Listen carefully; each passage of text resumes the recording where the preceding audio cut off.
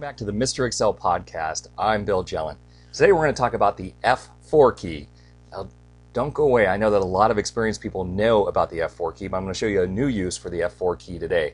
Usually, the F4 key comes up when we're about to enter a formula that we want to use an absolute reference. Here I have a formula. I need to copy it down to all the rows, so I'll double-click the fill handle, and of course it works perfectly. But then if I create a formula, let's say that's that total times the tax rate, and the tax rate is only in cell I1. When I copy that formula down, I'm going to get zeros. And why did I get zeros? Because as I copied the formula, Excel correctly changed F2 to be F3. That's perfect. But it also changed cell I1 to be I2, and we don't want that to happen.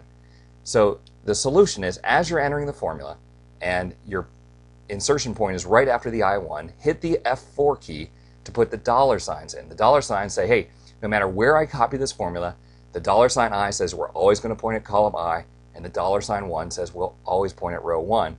Now when we double click the fill handle to copy it down, it copies perfectly because the F2 changes to F3, but the I1 continues to point to I1. That's the F4 key. The F4 key actually toggles between the four various states of relative, absolute, mixed, and mixed formulas. So that's the usual use for the F4 key. But I learned a great new trick for the F4 key last week. Let's say that you select a cell and you perform any command on that cell. For example, we'll turn it bold. Then, as you select additional cells, you can hit the F4 key to repeat that command.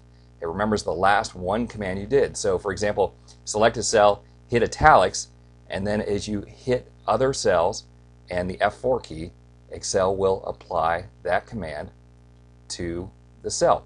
The F4 key, great for creating absolute references, but also great for remembering the last command you issued.